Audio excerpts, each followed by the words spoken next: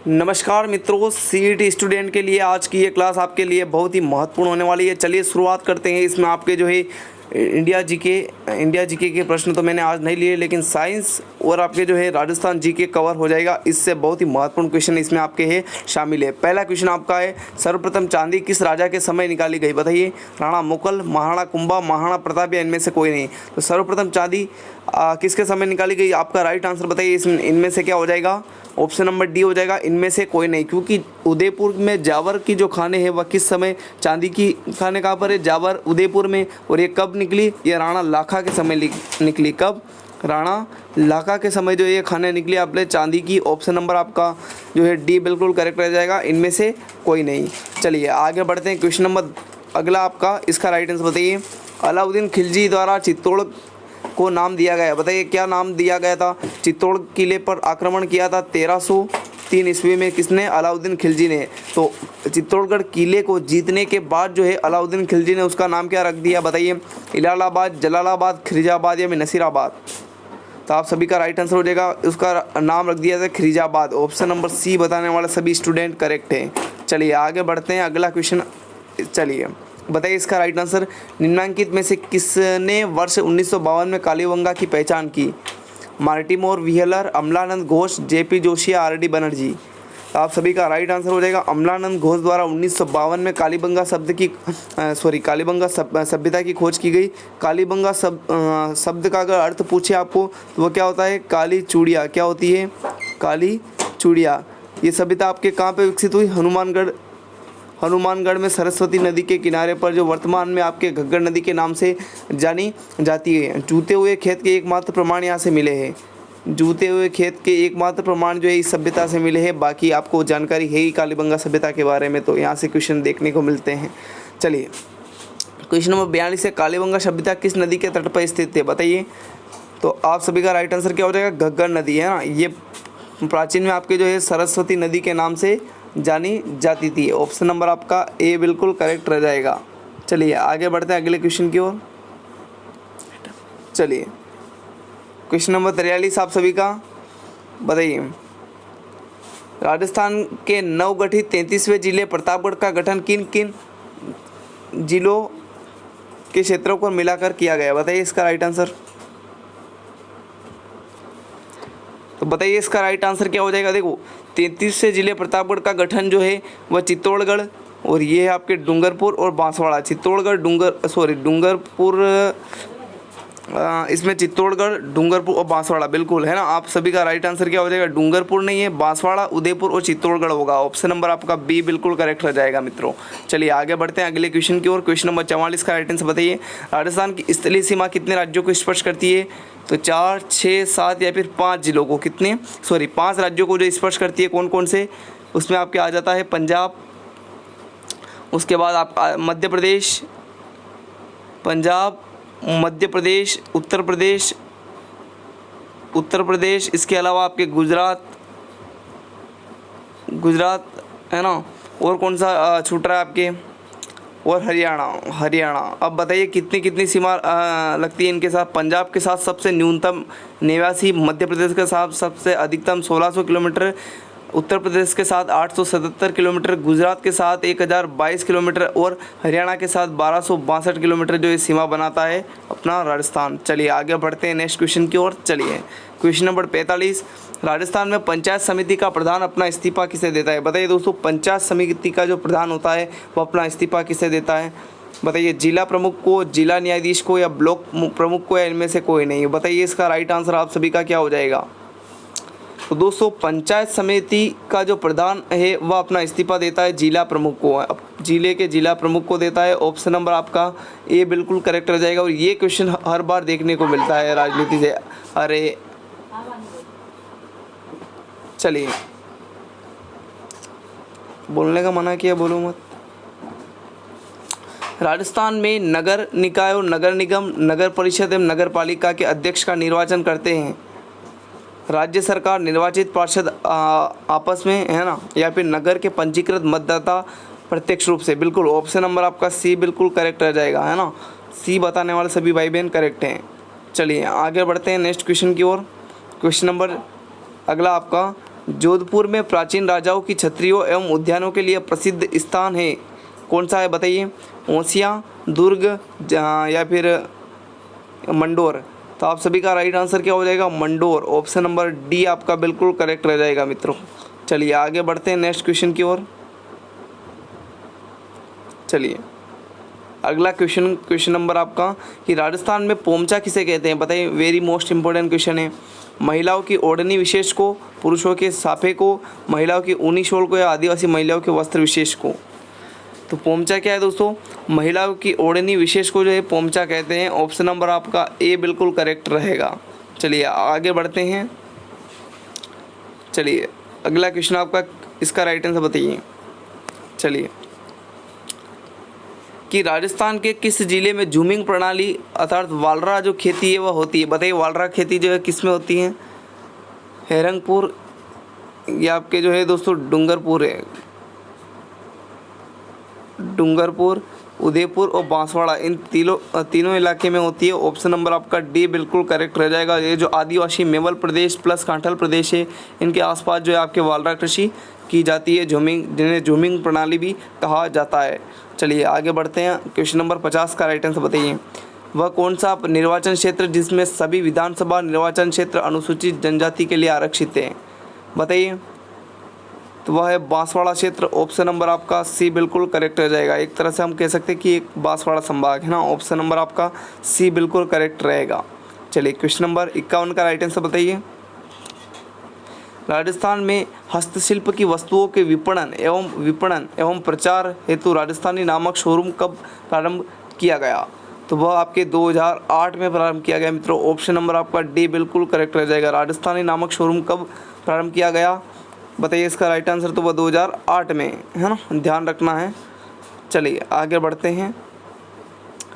अगला क्वेश्चन है, इसका राइट आंसर बताइए। राजस्थान में स्थानीय प्रशासन हेतु छानबीन मंडल स्थित है, देवकी टोंक, खेरवाड़ा उदयपुर, या फिर नसीराबाद अजमेर, या ब्यावर अजमेर? आपका राइट आंसर बताइए क्या हो जाएगा? तो वो हो जाएगा नसीराबाद अजमेर में, जहाँ से आपके जो है 1857 की क्रांति की शुरुआत हुई थी। 28 मई 1857 को सर्वप्रथम जो है क्रांति की शुरुआत नसीराबाद से हुई थी, है ना। ये भी आपको ध्यान में रखना है। और ये प्रमुख जो है आपके रियासत जो है ये छावनियाँ थी आपके, है ना।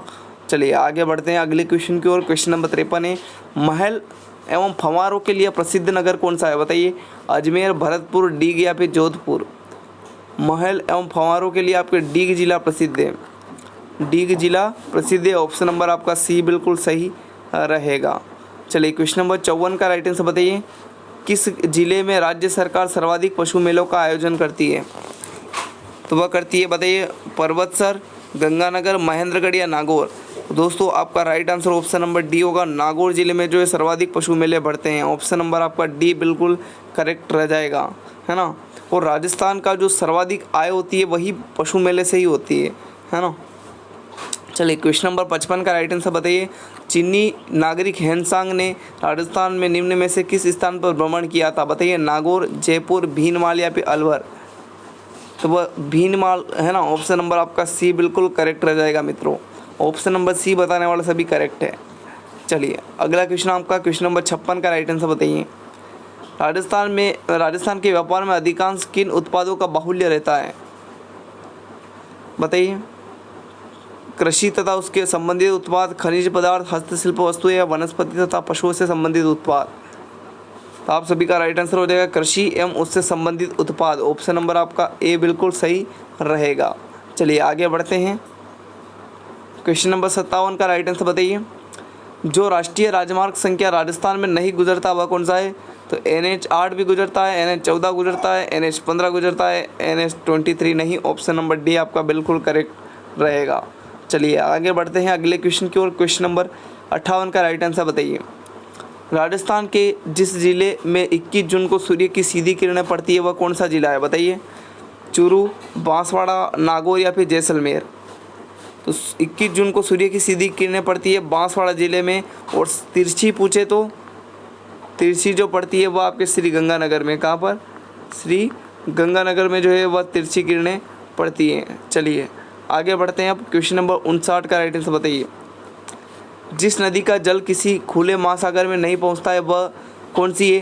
तो साबरमती नहीं है, ये कौन सी है? जाखम है ना, ये कांतली। कांतली एक अंतःप्रवाही नदी है ना, इसलिए जो है इसका जल जो है नहीं पहुंच पाता। ऑप्शन नंबर आपका सी बिल्कुल करेक्ट रहेगा। चलिए आगे बढ़ते हैं अगले क्वेश्चन की ओर। सेवन क्या है बताइए? सेवन क्या है? देखो ऐसे मोस्ट इंपॉर्टेंट क्वेश्चन, सारे क्वेश्चन जो है छपने लायक है। बताइए इसका राइट आंसर सेवन क्या है? झालावाड़ में मीठे पानी की झील है, या फिर कम वर्षा में उगने वाली घास, एक दुर्लभ वन्य जीव। तो ये आपके मरुस्थलीय मिट्टी का एक प्रकार है सेवन, है ना। ऑप्शन नंबर आपका सेवन एक प्रकार की घास है मित्रों, है ना। ऑप्शन नंबर आपका बी बिल्कुल सही रहेगा। कम वर्षा में उगने वाली घास है, बाय मिस्टेक है ना। ऑप्शन नंबर आपका बी बिल्कुल करेक्ट रह जाएगा, जो कि आपके जैसलमेर के आसपास क्षेत्र में पाई जाती है। चलिए क्वेश्चन नंबर 61 का राइट आंसर बताइए। पृथ्वीराज रासो के अनुसार राजपूतों की उत्पत्ति कैसे हुई? अग्निकुंड से, आकाश से, सूर्य से या चंद्रमा से? बताइए आप सभी का राइट आंसर कौन सा ऑप्शन आपका सही रहेगा? पृथ्वीराज रासो के अनुसार राजपूतों की उत्पत्ति आपकी जो हुई वह हुई अग्निकुंड से। ऑप्शन नंबर आपका ए बिल्कुल करेक्ट रह जाएगा मित्रों। चलिए अगला क्वेश्चन आपका क्वेश्चन नंबर 62 का राइट आंसर बताइए। क्वेश्चन नंबर 62 है, राजस्थान के किस जिले में पूर्व हड़प्पा सभ्यता के व्यापक अवशेष पाए गए हैं? हनुमानगढ़, गंगानगर, बीकानेर या चूरू? तो आप सभी का राइट आंसर क्या हो जाएगा मित्रों? हनुमानगढ़ में, है ना। ऑप्शन नंबर आपका ए बिल्कुल करेक्ट रह जाएगा। वह आपके इसका उदाहरण है कालीबंगा सभ्यता। चलिए क्वेश्चन नंबर 63 का राइट आंसर बताइए। 1572 ईस्वी में महाराणा सांगा एवं बाबर के मध्य खानवा का युद्ध किस जिले में हुआ? बताइए खानवा का युद्ध जो है वह कहाँ पे हुआ? आपका राइट आंसर क्या हो जाएगा मित्रों? तो आप सभी का करेक्ट आंसर क्या हो जाएगा? देखो भरतपुर में हुआ, लेकिन कब हुआ? 1572 में नहीं, 1527 में, है ना। 16 मार्च 1527 को आपके खानवा का युद्ध हुआ था, है ना। चलिए आगे बढ़ते हैं। क्वेश्चन नंबर 64, चित्तौड़गढ़ स्थित विजय स्तंभ का निर्माण किसने करवाया था? तो ये करवाया था महाराणा कुंभा ने। ऑप्शन नंबर आपका बी बिल्कुल करेक्ट रह जाएगा मित्रों, है ना। चलिए क्वेश्चन नंबर 65 का राइट आंसर बताइए। मंडावा क्यों प्रसिद्ध है? बताइए, वेरी मोस्ट इंपॉर्टेंट क्वेश्चन है। बताइए इसका राइट आंसर भित्ति चित्र के कारण, मंदिरों के कारण, या फिर अभ्यारण्य के कारण, या झील के कारण? मंडावा क्यों प्रसिद्ध है दोस्तों? वह भित्ति चित्रों के कारण। ऑप्शन नंबर आपका ए बिल्कुल करेक्ट रह जाएगा। जो भी बहन भाई ऑप्शन नंबर ए की ओर जा रहे हैं उन सभी का बिल्कुल करेक्ट रहेगा। चलिए लार में एंजाइम होता है, बताइए तो वह होता है दोस्तों कौन सा? लाइगेज, लाइपेस, ये होता है एमाइलेज। ऑप्शन नंबर आपका बिल्कुल डी बिल्कुल करेक्ट रह जाएगा। साइंस के क्वेश्चन आ गए, ध्यानपूर्वक देना है, ऐसे क्वेश्चन आपके एग्जाम में आते हैं, वही मैंने जो है लिए हैं। निम्नलिखित में से कौन सा एंजाइम एक एंजाइम है?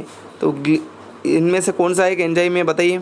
इंसुलिन, एपिसोमेट्रोपिन, तो ये है ट्रिप्सिन। ऑप्शन नंबर आपका डी बिल्कुल करेक्ट रह जाएगा, जो कि एक एंजाइम है। ऑप्शन नंबर आपका डी बिल्कुल करेक्ट रहेगा।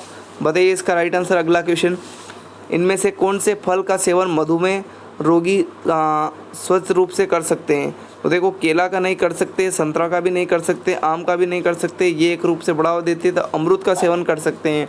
ऑप्शन नंबर आपका बी बिल्कुल करेक्ट रहेगा। चलिए अगला क्वेश्चन आपका, किस विटामिन को एस्कॉर्बिक एसिड कहा जाता है? बताइए किसको कहा जाता है? विटामिन के, विटामिन डी, विटामिन सी या विटामिन बी? बताइए आपका राइट आंसर क्या होगा? तो वह विटामिन सी को एस्कॉर्बिक एसिड भी कहा जाता है। ऑप्शन नंबर सी आपका बिल्कुल करेक्ट रहेगा। चलिए अगला क्वेश्चन आपका, किसकी कमी के कारण कुछ जीवों में बंध्यत्व हो जाता है? तो वह विटामिन सी के कारण। ऑप्शन नंबर आपका सी बिल्कुल करेक्ट रहेगा। चलिए अगला क्वेश्चन, निम्नलिखित में से किसकी कमी के कारण अरक्तता रोग हो जाता है, एनीमिया रोग हो जाता है? तो वह दोस्तों शरीर में लौह तत्व की कमी हो जाती है। लौह तत्व की कमी के कारण जो है आपको जो है एनीमिया हो जाता है, अरक्तता की शिकायत आती है। ऑप्शन नंबर आपका सी बिल्कुल करेक्ट रहेगा। चलिए अगला क्वेश्चन, निम्नलिखित में से किसकी कमी के कारण, ये वही रिपीट हो गया, बताइए विटामिन ई की कमी से होता है? तो दोस्तों क्या होता है बताइए? बेरी रोग, रिकेटस, गलगंड, या फिर जनन क्षमता में कमी? तो आप सभी का right answer option number D होगा। विटामिन ई की कमी से जनन क्षमता में कमी आ जाती है। ऑप्शन नंबर डी आपका बिल्कुल करेक्ट रहेगा, है ना। चलिए अगला क्वेश्चन आपका, भोजन में आयोडीन की कमी से कौन सी बीमारी होती है? पीलिया, या फिर जोड़ों में दर्द, या फिर मेनिंजाइटिस? बताइए इसका राइट आंसर। तो वह होता है घेंगा रोग। ऑप्शन नंबर आपका डी बिल्कुल करेक्ट रह जाएगा मित्रों, है ना। तो ये जितने भी क्वेश्चन किए सारे इंपॉर्टेंट और सारे महत्वपूर्ण हैं मित्रों। एक बार वो आप क्लास को देख लेना ताकि आपके अच्छे से क्लियर हो जाए। ऐसे क्वेश्चन जो एग्ज़ाम में आने लायक है मित्रों, है ना। इस प्रकार के सेशन देखने के लिए चैनल से जुड़ जाना मित्रों, ताकि आपकी तैयारी बेहतरीन हो सके। और इस बार जो है 25 अक्टूबर के बाद BSTC की धमाकेदार क्लास जो है वो आपके तैयारी करने वाले हैं। इस बार 500 प्लस की तैयारी करने वाले हैं। सभी जो है क्लासें आपके वह कंटिन्यू कर दी जाएगी 25 अक्टूबर से। धन्यवाद, मिलते हैं नेक्स्ट क्लास में। Thank you.